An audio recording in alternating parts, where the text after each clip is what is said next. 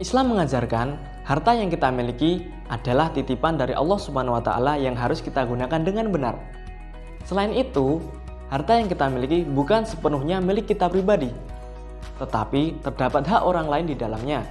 Sebagaimana firman Allah Subhanahu wa Ta'ala di dalam Quran surah Ad-Dariyat ayat 19, yang artinya, dan pada harta-harta mereka terdapat hak orang miskin yang meminta dan hak orang miskin yang tidak mendapat bagian. Islam memiliki 5 dasar yang biasa disebut dengan rukun Islam. Salah satu dari 5 dasar tersebut adalah membayar zakat. Tahukah kalian apa itu zakat? Bagaimana aturan dan konsepnya? Nah, kalau kalian belum tahu, silahkan simak video ini ya, karena kakak di sini akan menjelaskannya kepada kalian.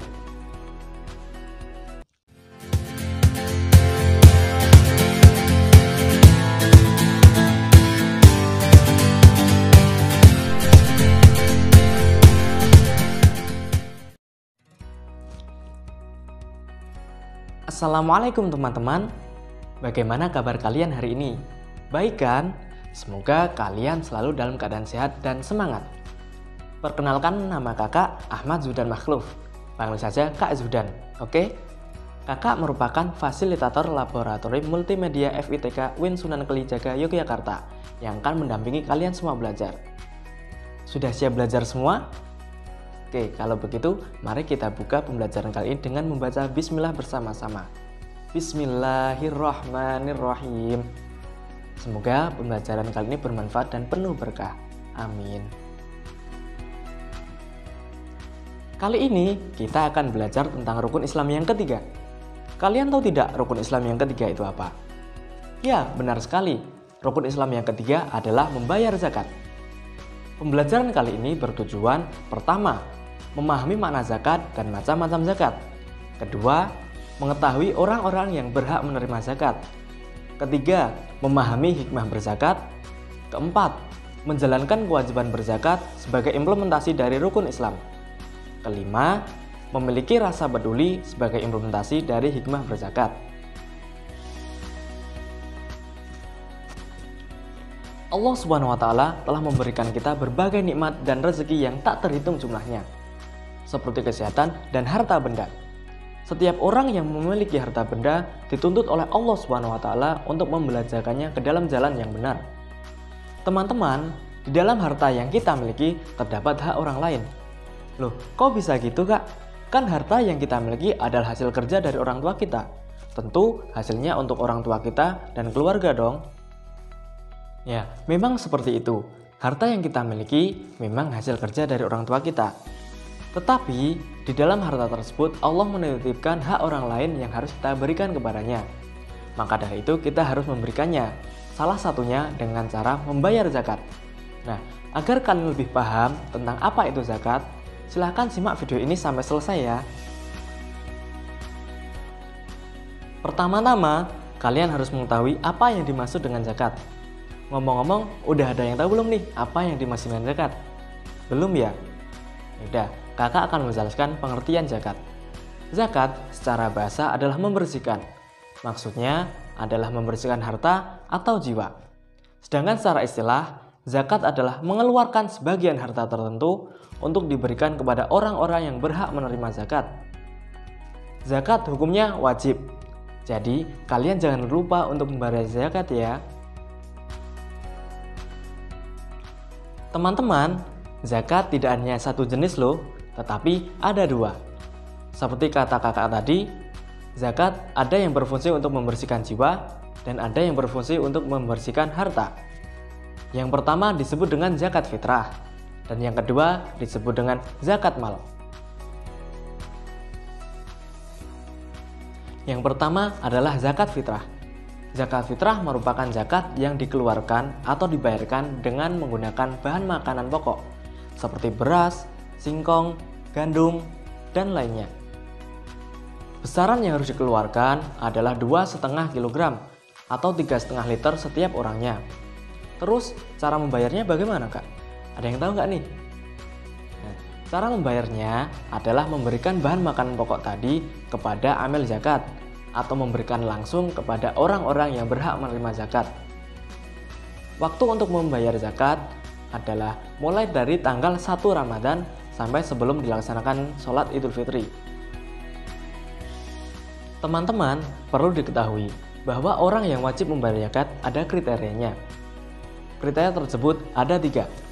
Yang pertama adalah orang Islam, baik laki-laki maupun perempuan. Yang kedua, memiliki penghasilan cukup untuk memenuhi kebutuhan sehari-hari. Nah, kalau untuk anak-anak, membayar zakatnya ditanggung oleh orang tuanya. Dan yang ketiga, orang tersebut masih hidup sampai dengan hari terakhir pada bulan Ramadan, sebelum terbenamnya matahari. Yang kedua adalah zakat mal. Zakat mal disebut juga zakat harta. Pengertian zakat mal adalah mengeluarkan sebagian harta kekayaan tertentu yang dimiliki apabila telah mencapai nisab. Kak, nisab itu apa sih? Pengertian nisab adalah lama waktu suatu harta dimiliki oleh seseorang dalam jumlah tertentu. Misalnya, kalian punya 30 ekor sapi dimiliki selama 1 tahun. Teman-teman, seperti halnya zakat fitrah, zakat mal juga memiliki kriteria atau syarat wajib zakat.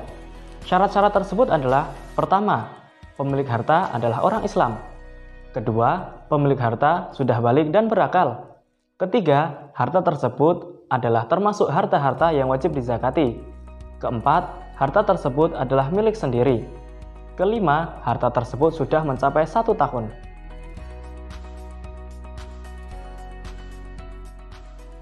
Ingat ya teman-teman, harta yang wajib dikeluarkan zakat dalam zakat mal hanya harta tertentu saja. Jadi hanya ada beberapa jenis harta saja yang tentunya sudah mencapai nisab dan haul. Hal itu sudah mencapai 1 tahun. Harta tersebut adalah yang pertama emas dan perak yang disimpan. Yang kedua adalah uang simpanan. Yang ketiga adalah harta dari hasil berdagang atau bekerja. Yang keempat adalah hewan ternak seperti kambing, sapi, unta. Kemudian yang kelima adalah hasil pertanian seperti padi dan palawija. Kemudian yang terakhir, yang nomor 6 adalah harta temuan seperti uang logam yang terbuat dari emas dan guci yang nilainya tinggi. Oh ya, zakat tidak sembarangan diberikan loh. Zakat itu hanya diberikan kepada orang-orang tertentu yang berhak menerima zakat. Ada yang tahu nggak nih siapa saja orang yang berhak menerima zakat? Nah, sekarang coba perhatikan ayat ini. Dari ayat ini dapat ketahui ada 8 golongan yang berhak menerima zakat. Yang pertama adalah golongan orang fakir. Yang kedua adalah golongan orang miskin. Yang ketiga adalah orang-orang yang menjadi amil zakat. Yang keempat adalah orang-orang yang baru saja masuk Islam atau disebut dengan mu'alaf. Kemudian yang kelima adalah ghorim. Ghorim adalah orang-orang yang memiliki banyak hutang dalam hal kebaikan. Misalnya untuk pembangunan pesantren seperti itu. Kemudian yang keenam adalah hamba sahaya atau budak. Tetapi zaman sekarang budak sudah tidak ada ya. Dan yang ketujuh adalah orang-orang yang berjuang di jalan Allah. Dan yang terakhir adalah orang-orang yang sedang dalam perjalanan bukan maksiat, lalu ia kehabisan bekal atau biasa disebut dengan Ibnu Sabil. Teman-teman, semua hal yang diperintahkan oleh Allah Subhanahu wa taala tidak mungkin sia-sia. Pasti ada manfaat dan hikmahnya. Begitu juga dengan zakat. Zakat memiliki banyak manfaat dan hikmah. Pertama, membersihkan harta pembayar zakat dari sifat kikir, tamak, dan rakus. Yang kedua, mendorong umat Islam untuk memiliki jiwa sosial dan peduli terhadap sesama. Yang ketiga, membantu sesama manusia yang sedang kesulitan atau kesusahan dalam segi ekonomi. Yang keempat, mendorong manusia untuk bersikap jujur dan bertanggung jawab terhadap harta yang dimilikinya. Yang kelima, mengingatkan manusia bahwa harta kekayaan yang dimilikinya hanyalah titipan dari Allah Subhanahu wa taala. Nah, itu tadi penjelasan tentang materi zakat. Tadi kita sudah belajar banyak hal, mulai dari pengertian zakat, macam-macam zakat, ketentuan-ketentuan zakat, orang-orang yang berhak menerima zakat, hingga hikmah membayar zakat. Singkatnya, zakat adalah mengeluarkan sebagian harta tertentu untuk diberikan kepada mustahik zakat atau orang-orang yang berhak menerima zakat. Zakat juga termasuk dalam rukun Islam, yaitu rukun Islam yang ketiga.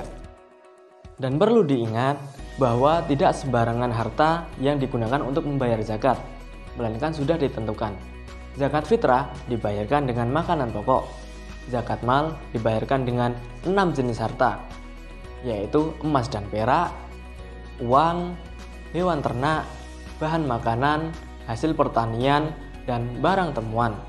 Selain mendapat pahala, dengan berzakat kita juga dapat menumbuhkan kepedulian kita terhadap orang lain, dan juga dapat membantu sesama, membantu orang lain yang sedang kesusahan dan kesulitan dalam segi ekonomi. Demikian penjelasan mengenai materi kali ini. Semoga pembelajaran kali ini dapat bermanfaat bagi kita dan orang lain. Jangan lupa untuk tetap semangat belajar dan rajin membaca buku, agar wawasan kita menjadi lebih luas lagi. Wassalamualaikum warahmatullahi wabarakatuh. Sampai jumpa.